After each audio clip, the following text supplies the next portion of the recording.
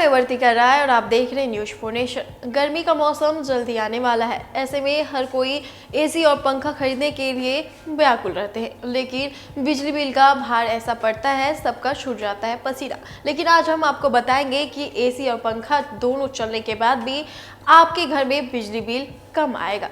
क्या है इसकी वजह, चलिए आपको बताते हैं। अगर आप एसी के साथ पंखा इस्तेमाल करते हैं तो आपके लिए ये जानना बेहद ज़रूरी है कि यह कितना सही है।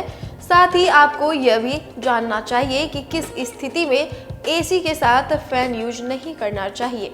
गर्मियों का मौसम जल्दी शुरू होने वाला है। गर्मी से बचने के लिए कुछ लोग एयर कंडीशनर यानी कि एसी का इस्तेमाल करते हैं। गर्मी से बचने का एसी सबसे बढ़िया साधन है, लेकिन इससे बिजली की खपत काफ़ी ज़्यादा होती है। एसी के इस्तेमाल से बिजली का बिल काफ़ी ज़्यादा आता है। ऐसे में बिजली के बिल को कम रखने के लिए अलग अलग तरीके अपनाते हैं। इन्हीं तरीकों में से एक है एसी के साथ फैन चलाना। दरअसल एसी के साथ पंखा चलाने से कमरे में ठंडक बढ़ जाती है और यह तरीका बिजली के बिल को कंट्रोल रखने में मदद करता है।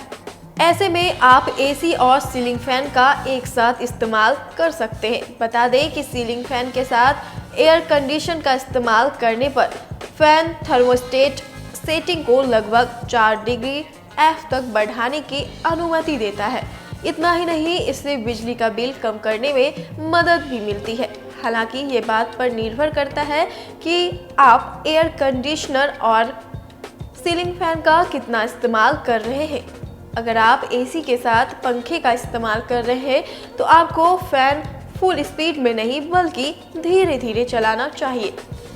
इससे एसी की ठंडक पूरे कमरे में फैल जाती है और हर तरफ बैठे लोगों को ठंडक महसूस होती है।